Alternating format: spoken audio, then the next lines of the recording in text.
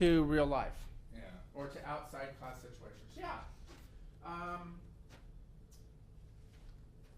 going to make that a separate one. I like that one.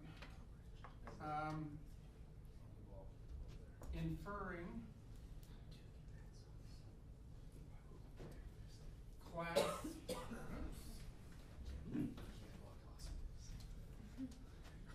class knowledge to outside world. And then I'll put down your application. Okay, good. Like that. Okay, big group. Have we hit on anything that you guys talked on, or anything you want to elaborate on, or something new? We had performance like socially and in school. So you had academic.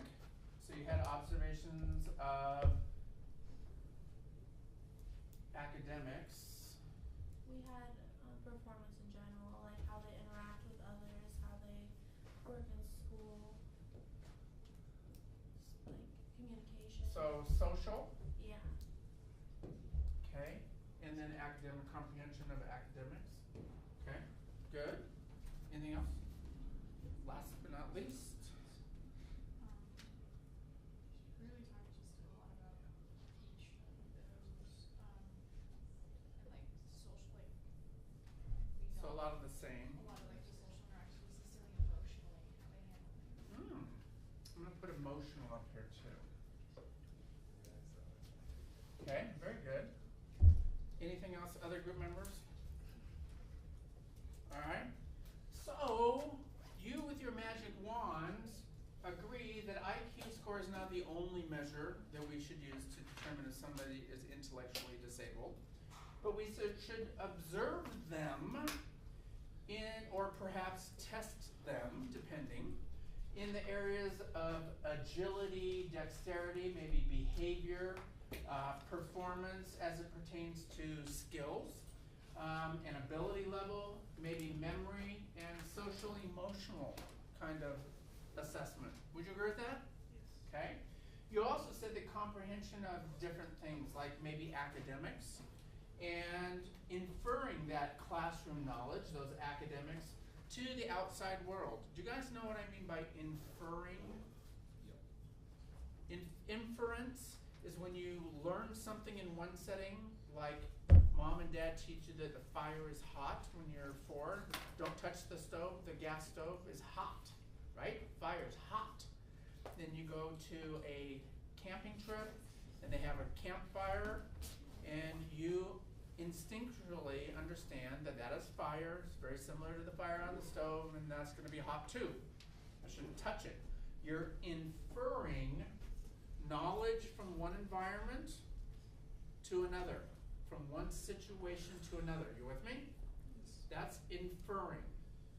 Now, you as college students, we are really hopeful that you're going to learn from this class some certain skills in dealing with kids who have disabilities and working effectively with them in your classroom. What you will find is that the skills and the knowledge that you learn in this classroom for working with kids with disabilities is also very effective in working with all other kids. There's some really good strategies here that just work well with all kids. That's inferring your knowledge from this class to other classroom situations, okay? So that's what we're talking about here. And you guys have done a really good job. You have done a very, very good job of coming up with the actual similar types of things that the American Association for Mental Retardation has come up with in defining and determining what they believe should be used to determine if somebody has mental retardation. So let's move through that and look at it, all right? Definition. There is no simple definition of mental retardation. Essentially, it is what we call a social construct.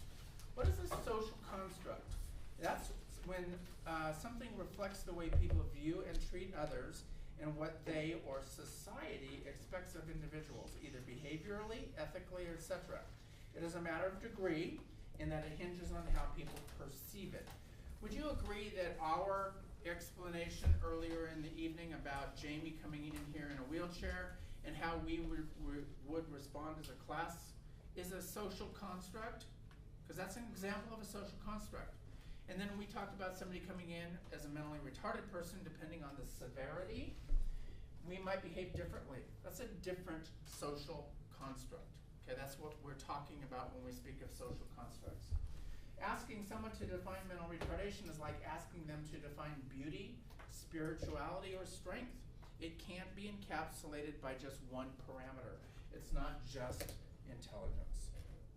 1993, the American Association of Mental Retardation definition said that it was individuals classified with mental retardation have significantly sub-average behavior, intellectual functioning that exists concurrently with deficits in adaptive behavior. All right? I'm going to move you now to the last the page in your handout that talks about limitations in adaptive skill areas.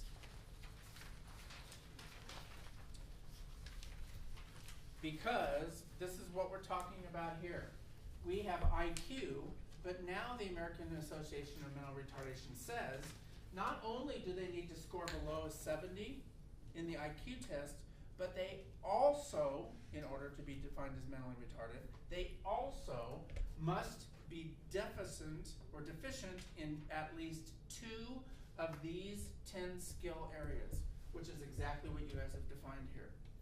The skill areas are the areas of communication. Communication is the ability to comprehend and express information. So their ability to take in information and to speak logically about it. Their ability for self-care is a second area up here. You guys have social, emotional, memory, ability, etc. These are observations. We would put self-care here. We would put communication here. We would put home living. Home living is the skills related to functioning at home. For example, cooking. Being able to cook without burning themselves or injuring themselves or others around them. Being able to cook without burning the house down, without leaving the gas on the stove. Those are home skills. Social is right up here. That's the 4th one on the list. You guys nailed that one. Skills related to exchanges with other individuals. Community use, and this is what I believe that Mary Beth and Alex's group was getting at when they were talking about observation about whether somebody has an environment has changed, okay, within the classroom or within the community. And this would be the person's ability to get around in their community, in their environment. Their ability to use public transportation. Their ability to understand that when the red light flashes, you don't cross the street. You know, when the green light goes on, you can cross the street, but you must do so in the crosswalk from corner to corner. Those are the types of skills we're looking at when we're talking about community use. All right. Also using the library, recreation facilities, and so on and so forth are part of that. Self-direction is another category that we would put up here. And those are skills related to making choices and living life the way that they would like. Self-direction, having goals, being able to identify what you want to do that day, where you want to end up in life rather than just sitting plopped down in front of the TV, for example. Health and safety. These are skills related to maintaining one's health. They include basic first aid, sexuality, physical fitness, etc. Individuals who are mentally retarded there's different levels of mental retardation.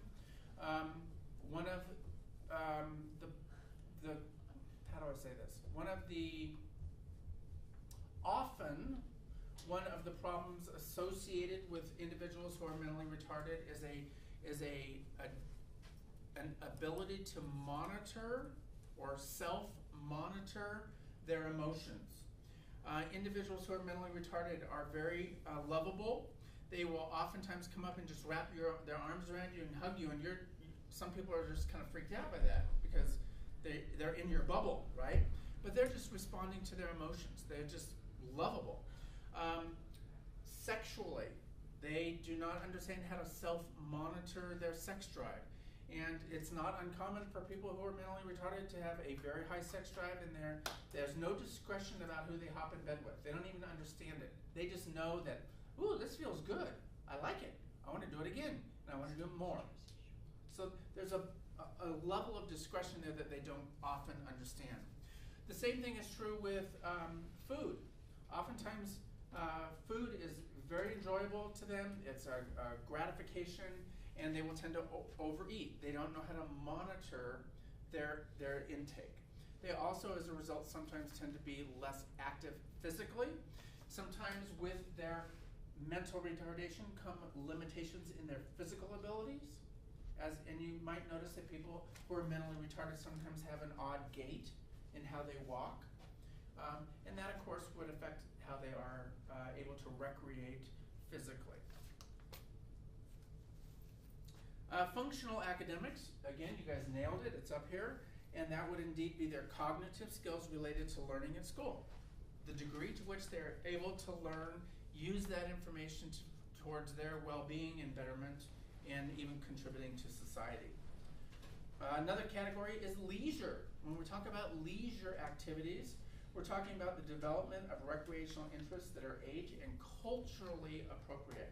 Give me an example of a leisure activity that we might enjoy here in the upper Midwest region. Yeah. What? Fishing is a great leisure activity that's very common here. Okay? Give me another example of a leisure activity. Hunting. Hunting, fishing, bowling, hiking, playing cards, right? What? Frolf. What? Frolf? Frisbee golf? Oh, is that frolf? I was like, what are you talking about? Yeah, frisbee golf. Exactly. I didn't know. Did you make that up? No, that's what Okay. others call it. I guess I'm not cool. Frolf. So those are types of leisure activities. Would athletics and sports fall into that category? For some people, for sure. Do leisure activities change with age? Oh, Yeah, absolutely. It changes with age and with one's ability as well. Okay, and then last but not least on the list is work. Okay, these are skills related to holding a job in a community. Are individuals who are mentally retarded able to hold down a job? Some, exactly. Some are not. Some are not. Okay, so let me now bring you back to our early discussions in this class. And I'm going to put another line down here. And we identified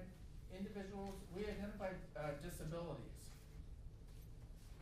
And we broke it into categories. We had mild, moderate, severe. You remember the last one? Profound. These are levels of severity of disabilities, okay? And we can use this for all disability categories. Those that you're going to be seeing in the regular classroom fall into the mild to moderate category, right? We've talked about that. That's why it is mild to moderate disabilities. You are not going to necessarily see severe and profound, although some schools do indeed have a severe and profound center or classroom within their community. Hay Springs, no. They do have mild to moderate because all communities do. In Chadron, we do have a severe and profound house. It's a house across from East Ward Elementary School, okay? And we do have individuals who are in the community in that room who are receiving services based on their severe and profound abilities. As it pertains to mental retardation, individuals who are severely mentally retarded, maybe they have a much lower IQ, and they are not able to function in two or more of these categories, because that's now the determining factor. They would not be necessarily in the mild to moderate range, but they might be in the severe and the profound. You will not have them in your room. But what about kids who have 69 IQ and they only have deficits in two categories? Let's say they have a deficit in social skills and they have a deficit in self-direction. but they're good to go in self-care, communication, home living, community use, health and safety, academics, leisure, and work. Technically, are they mentally retarded? Yeah, by definition. But where would they fall in this mild to moderate to severe profound area? Probably mild. Right. Are they going to be in your classroom? Yeah. Yeah. So to say you're not going to have somebody who's mentally retarded is not true. But they're not going to be mentally retarded to the degree that we associate with severe mental retardation. Jamie, you indicated that there's an individual in one of your classes that clearly, for whatever purposes, is slow. Okay? Shadron State is an open enrollment institution. We're a state taxpayer-supported institution.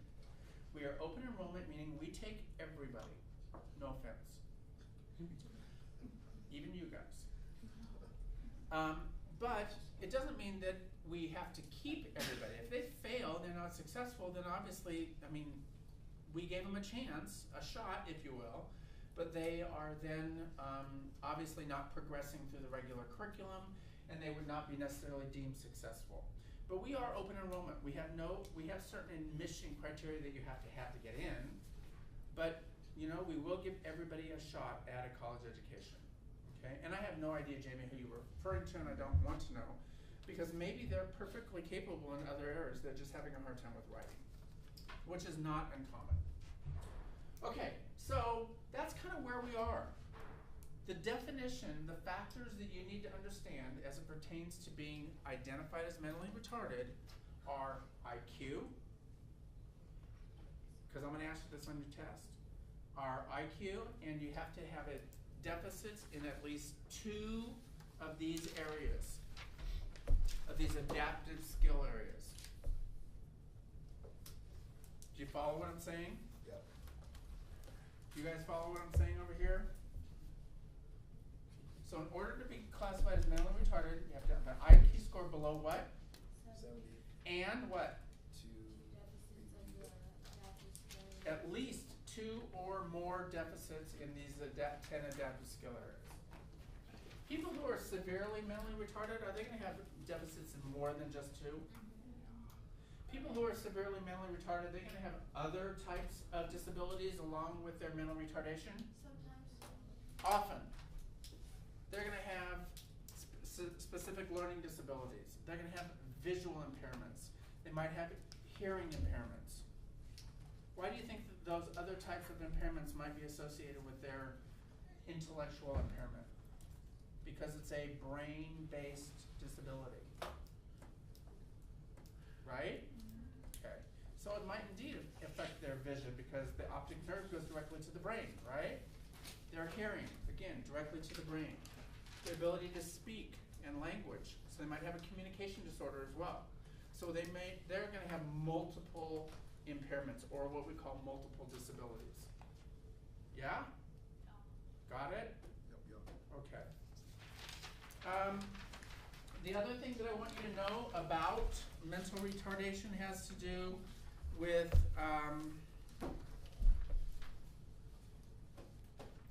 that's really important for you to know.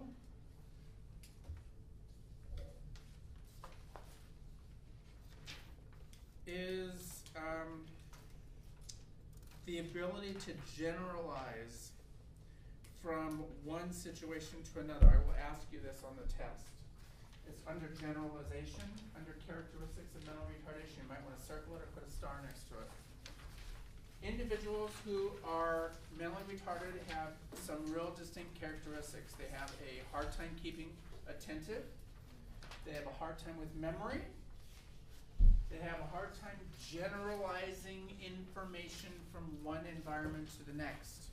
Give me an example of this. Hot is your clue. Fire is your clue.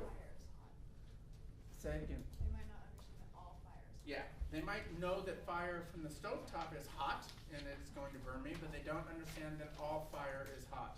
The campfire is not hot. The match is not hot. The fire in the fireplace in the living room is not hot. They don't get it. They're not able to infer one situation to the next or to generalize from one environment to the next. Okay? Where are the characteristics at? I don't know. They should be under characteristics of mental retardation. It's page 3, I believe, or 4. Okay, they lack motivation. Again, this is going to be on your test. They lack motivation. They do not understand that trying and trying again is helpful until you get it right. They try it, they fail, they don't want to try it again because they're not successful. This is what we call learned helplessness. Does everybody see that under there? Learned helplessness? Circle it, highlight learned helplessness. You have to know that. And that's a condition where individuals